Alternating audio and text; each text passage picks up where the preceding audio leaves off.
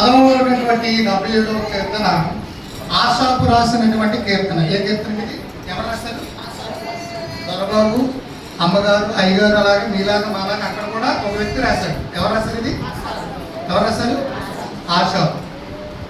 ఈయన ఏ వ్యక్తి అయినా సరే, అతను ఒక స్టేటస్లో ఉన్న వ్యక్తి అయినా సరే, లేదా మిడిల్ క్లాస్ వ్యక్తి అయినా సరే, అంతకన్నా దగ్గరగా జీవిస్తున్న వ్యక్తి అయినా సరే, ఏదో ఒక సమయంలో చెట్టు కింద అతను ఉన్నటువంటి స్థితిని బట్టి చెట్టు కింద కూర్చున్నప్పుడు కానీ, లేకపోతే మంచి ప్యాలెస్లో బంగాళాలో ఉన్నప్పుడు కానీ, లేకపోతే మిడిల్ క్లాస్ ఒక డాబా, లేకపోతే రేకుల చెట్టు, లేకపోతే తాటాకిట్లో ఉన్నప్పుడు కానీ, ప్రతి మనిషి మనసులో, హృదయంలో అతను ఒంటరిగా ఉన్నప్పుడు ఒక్కోసారి ఆలోచిస్తాడు. ఏమని ఆలోచిస్తాడు?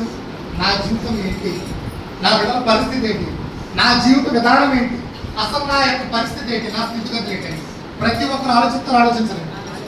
ఆలోచిస్తేనే పశువులకి మనకి తేడా ఉంది, లేకపోతే నువ్వు కూడా ఆటతో పాటు సమానం. ఆశోకు తన జీవితంలో ఇక్కడ ఇతను కూడా ఒక ప్రశాంతమైన ప్రదేశానికి వెళ్ళి తన జీవితంలో జరిగినటువంటి సంఘటనలు, అతను జీవిస్తున్నటువంటి విధానము, అతను నడుస్తున్నటువంటి విధానము దేవుని సన్నిధిలో భార్యతో చెప్పలేదు, తను ప్రేమించిన బిడ్డలతో మాట్లాడడం లేదు, తన కులస్తులతో మాట్లాడడం లేదు, తన ఇరుగు పరివారితో మాట్లాడడం లేదు, తనతో సమానమైనటువంటి స్టేటస్ కలిగినటువంటి స్నేహితులతో మాట్లాడడం లేదు. ఈ అధ్యాయము దేవునికి ఆయనకి సంభాషణ జరుగుతుంది. అంటే ఆయన బ్రతుకును ఆసాబు దేవుడితో ఏం చేస్తున్నాడంటే ఒక పద్య రూపంలో చెప్తున్నాడు. ఏమని? ఫస్ట్ అంటాడు, నీవు నా ప్రార్థన ఆలకించే వరకు నేను ప్రార్థన వరకు మానని. నేను ఇప్పుడు చెప్పిన మాట చూడండి, నాకు సంఘంలో ప్రభువు నిత్యము విడనాడున ఆయన ఇంకెన్నడు కటాక్షపడా. మీరు ఆలోచించండి, అక్కడ చదివినప్పుడు ఇలాగుంది. ఏముందండి? ఇలాగుంది ఒక మార్పు. ఏముంది ఆ మార్కెట్? అది వచ్చిన మార్పు అని అంటారు. అంటే ప్రతి మనిషి జీవితంలో ఒక క్వశ్చన్ ఉండాలి. ఆ క్వశ్చన్కి ఏమన్నా తర్వాత 10th క్లాస్ రాస్తారు, క్వశ్చన్ పేపర్ ఇస్తారు, దానికి ఏం చేయాడు? ఆన్సర్ రాయాలి. ఆంధ్రప్రదేశ్ యొక్క రాజధాని ఎక్కడుంది అని క్వశ్చన్ ఇస్తారు, మీరు ఆన్సర్ రాయాలి. ఇక్కడ కూడా అంటే ప్రభువు నిత్యము విడనాడునా అని క్వశ్చన్ తీసుకున్నాడు. మళ్ళీ అన్నాడు ఆయన ఇంకెన్నడు కటాక్షపడా అని క్వశ్చన్ తీసుకున్నాడు. తెలుసుకోవడం. ఇప్పుడు జవాబు ఎవరు రాయాలి? ఆయన భార్య రాయాలా, ఆయన కులస్తులు రాయాలా, ఆయన కుమారులు రాయాలా, ఆయన స్నేహితులు రాయాలా? ఎవరు రాయాలి ప్రశ్నకి జవాబు? ప్రశ్న వేసుకున్నది ఎవరు? అతనే. జవాబు రాసేది ఎవరు? దేవుని స్తోత్రం. మన జీవితంలో కూడా ప్రశ్న వేసుకుంటే ఏమని తెలుసా?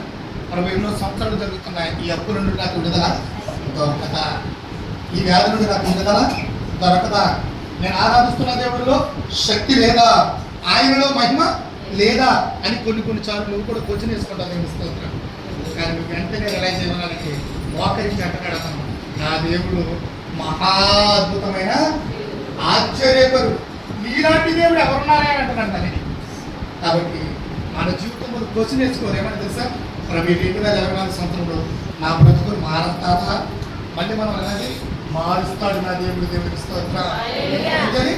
మారుస్తాడు, నా పరిస్థితులు మారుస్తాడు, నా స్థితిగతులు మారుస్తాడు, నా బాధ్యతలు తీస్తాడు. ఉన్నతమైన స్థానం దేవుడు. దేవుడికి స్తోత్రం. మన జీవితంలో ఎప్పుడు ప్రజలతో క్వశ్చన్ చేసుకుంటే నీ జీవితంలో క్వశ్చన్ మార్క్ అలాగే ఉండిపోతుంది, దానికి పరిష్కారం దొరకదు. దేవుడి స్తోత్రం. దేవుని సన్నిధిలో మోకరించి దేవునికి నీకు ఒక రకమైనటువంటి బాండ్, ఒక రకమైనటువంటి రిలేషన్షిప్, ఒక రకమైనటువంటి స్నేహబంధం ఏర్పాటు చేసుకున్నట్లయితే ఈ కన్నిటికి దేవుడికి జవాబు అనేటువంటి ఫుల్ స్టాప్ పెట్టాలి. వీడికి అయిపోతున్నాం అంటున్నాడు. వీడికి ఏం చేస్తాడు? ఏం చేస్తాడు? ఫుల్ స్టాప్ పెడతాడు. ఇక్కడ క్వశ్చన్ మార్క్ ఉంది, దానికి ఫుల్ స్టాప్ పెట్టలేదు. కన్నీరు కారుస్తున్నాం, కన్నీరుకి ఏం కావాలి? అక్కడ తుడిస్తే అవుతుందా?